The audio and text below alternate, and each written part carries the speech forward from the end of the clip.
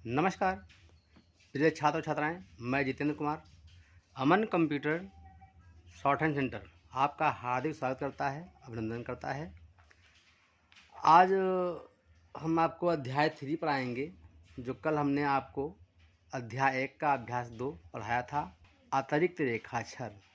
तो मैंने कहा था इसकी आप प्रैक्टिस कर लेंगे, तो प्रैक्टिस किया होगा तो बहुत अच्छी बात है कि जब प्रैक्टिस करोगे तभी आप आगे बढ़ पाएंगे। तो इनकी प्रैक्टिस करनी चाहिए। तो ये कम से कम आप एक पेज और सेकंड पार्ट का दूसरा पेज भी आप प्रैक्टिस किए होंगे। और अधिक से अधिक प्रैक्टिस करने का तरीका ही है कि मेरे वाले को देख करके फिर आपको कई लाइंस या कह लीजिए 8-10 लाइंस लिख लीजिए तो अच्छी बात है। जितने में संतुष्ट ना हो जाए, जितने में आपका सेम मेरे जैसा बनना ना शुरू हो जाए, तब तक आप लिखते रहिए। तो अभ्यास 2 का अगर आपने प्रैक्टिस कर लिया है तो आज हम आपको अध्याय 3 पढ़ाएंगे, जो अध्याय 3 में आपका है रेखाक्षरों के भेद। ठीक है, यह अध्याय 1 का अभ्यास 3 है, रेखाक्षरों के भेद। तो रेखाक्षर होते हैं 3 प्रकार के होते हैं। एक अग्रगामी होता है, एक अधोगामी होता है, एक ऊर्ध्वगामी होता है, जो हम आपको बताएंगे भी। तो चलिए ठीक है। तो प्रिय छात्र छात्राएं, तो आज आपको मिलेगा अध्याय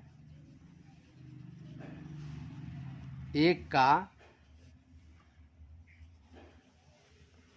अभ्यास 3 ये अभ्यास 3 मिलेगा आपको। ठीक है, तो ये अभ्यास 3 मिल रहा है जिसका नाम है रेखाक्षरों के भेद। तो नाम से ही पता चलता है कि 3 प्रकार के रेखाक्षर हमारे हैं जिनमें अंतर है। रेखाक्षरों के भेद, ये आपके पाठ का नाम है। तो रेखाक्षर 3 प्रकार के होते हैं। रेखाक्षर 3 प्रकार के होते हैं, ये आप लिख लीजिएगा। तो नंबर 1 होता है अधोगामी, नंबर 2 होता है अग्रगामी, नंबर 3 होता है ऊर्ध्वगामी। तो 3 प्रकार के रेखाक्षर हैं। तो इन नामों से पता चल जाता है कि अधो क्या है, अग्र क्या है, ऊर्ध्व क्या है। अधो है ऊपर से नीचे बनने वाला, अग्र है बाएं से दाएं बनने वाला, ऊर्ध्वगामी है नीचे से ऊपर की ओर बनने वाला। तो तो अब नंबर 1 आपको बता रहे हैं हम, अधोगामी। इसकी परिभाषा क्या है? वो रेखाक्षर जो ऊपर से नीचे की ओर बनाया जाता है, बनाया जाता है। अधोगामी रेखाक्षर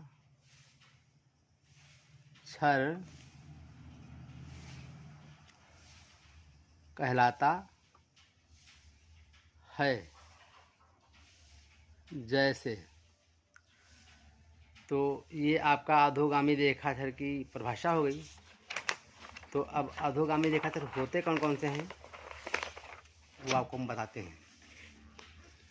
तो अधोगामी रेखाक्षर वो हैं जो ऊपर से नीचे की ओर बनाए जाएंगे। जैसे कि चा है, छा है, जा है, झा है। और ट है, ड है, हा है ना। और क्या है, तो ये आपका ता है, था है, और ये दा है ना, और ये था है। तो अब हम बताना चाहेंगे कि आप इधर ही लिखेंगे आप, और इधर प्रैक्टिस करने के लिए जगह छूट जाती है। तो एक पेज ये आप प्रैक्टिस करेंगे, और एक पेज ये दूसरा वाला भी हिस्सा जो समझाना चाहते हैं कि आप इसकी भी प्रैक्टिस करेंगे। तो आपको इधर वो प्रैक्टिस के लिए जगह छोड़नी है, ठीक है। लेकिन मैं पढ़ा रहा हूँ इसलिए आपको हम इधर ही लिखकर समझा देंगे, आपको ऐसा नहीं लिखना है, प्रैक्टिस के लिए छोड़ने जगह है। तो ये आपका आधा हिस्सा हो गया। अब आपका आया क्या, ना। ना तो आएगा नहीं इसमें, ठीक है, क्योंकि ये आपका अधोगामी है। तो अब आएगा पा। पा है, फा है, बा है, भा है, हाँ, और रा है, ला है, और ये क्या है, शाह है, और पेटचिर्रा शाह है, और सीटी शाह है, और हा है ना, हा है, और त्रा है, और क्या है, लल है, लल है, और उर्दू का फा है, ठीक है। उर्दू का फा, और आपका आ जाता है उर्दू का जा, ठीक। और ये आ जाता है ड़ा, और ये अड़ा, और ये ढ़ा। तो इतने रेखाक्षर जो हैं हमारे, ये अधोगामी हैं। तो अब इनको देखो, ये बनेगा हल्का, ये हल्का कटा, ये डार्क कटा, और ये आपका टा बनेगा, ये ठा बनेगा, ये डा बनेगा, ये ढा बनेगा, और ये ऊपर नीचे डार्क होगा, ये ता होगा, ये था होगा, और ये दा होगा, और ये धा होगा।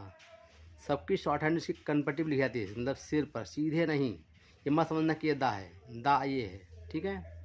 अब देखिए, ये आपका पा है, ये फा है, ये बा है, ये भा है, और ये रा है, ये ला है, ये तालाबी सा है, ये पेचीदा सा डार्क है, ये सीटी सा है, ये आपका हा है, ये त्रा है, ये लल है, और ये उर्दू का फा है, ठीक भाइयों।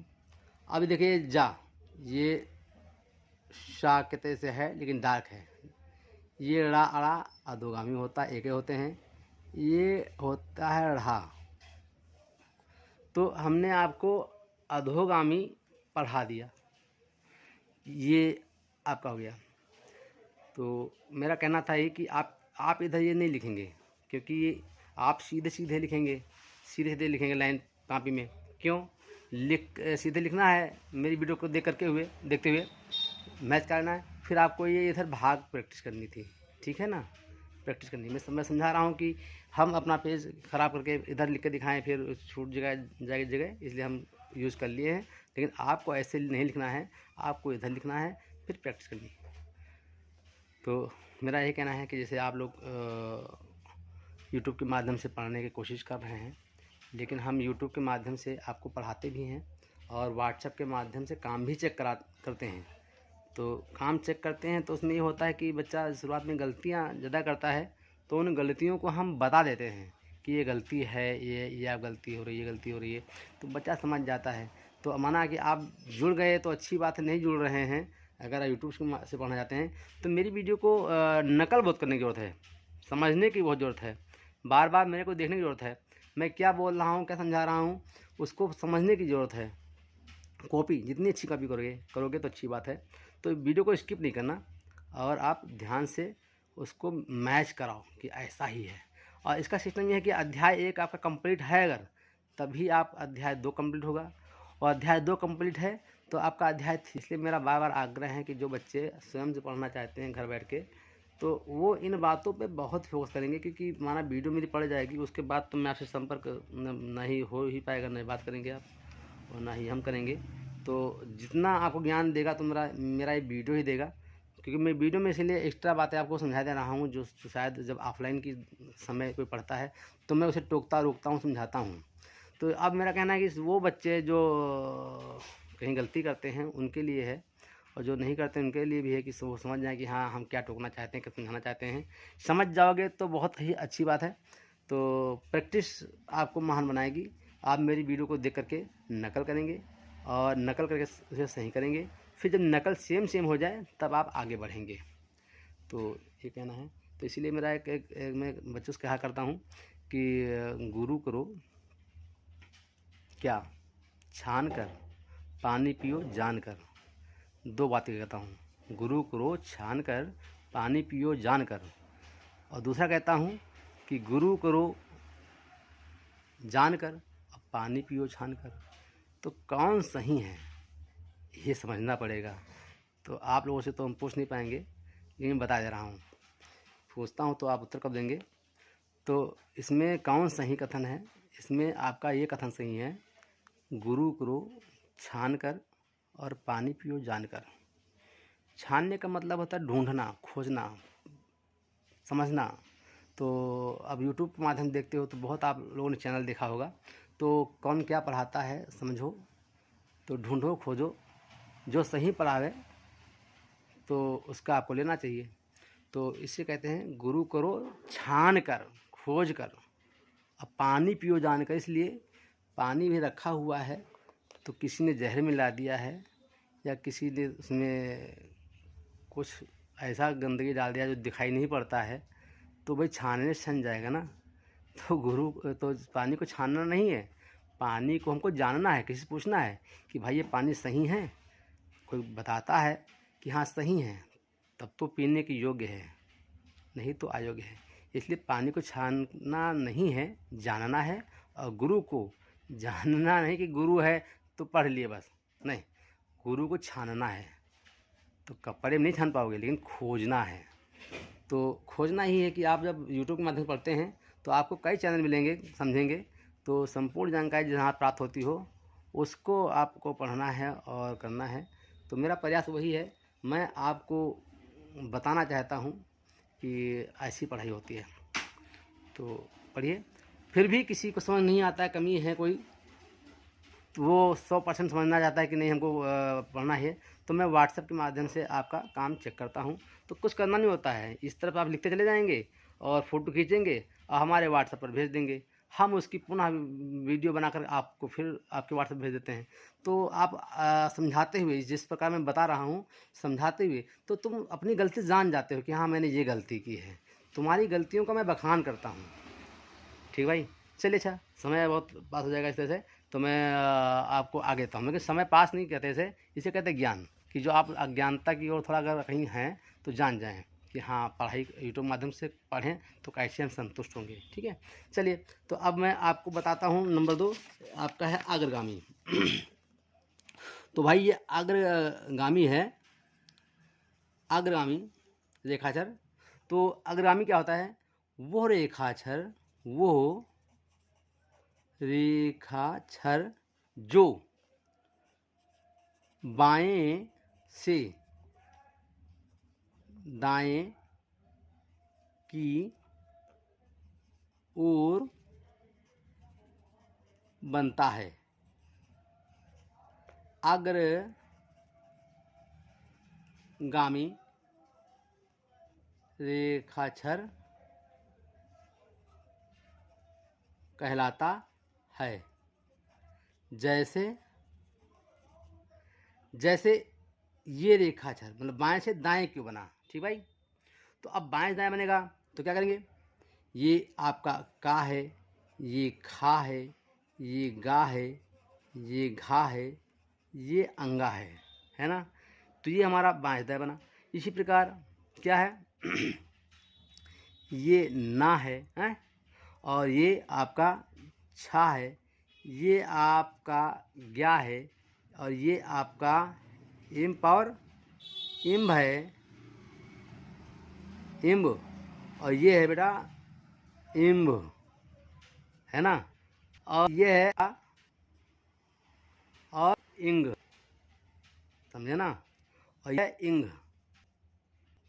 तो ये हमारे क्या हो गए, ये रेखाक्षर हमारे अग्रगामी। तो अग्रगामी है तो क्या बनेगा, ये का बनेगा, ये खा बनेगा, ये गा बनेगा, ये घा बनेगा, है ना, और ये अंगा बनेगा, डार्क, ठीक है। ये ना लाइट होता है अंग से।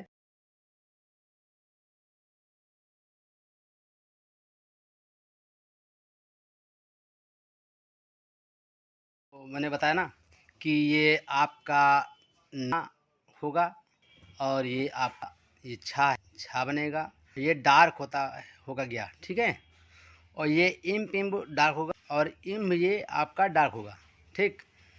जो अब ये आपका बचा है अग्रगामी में अंगा और इंग, तो ये आपके डार्क होंगे, ठीक है।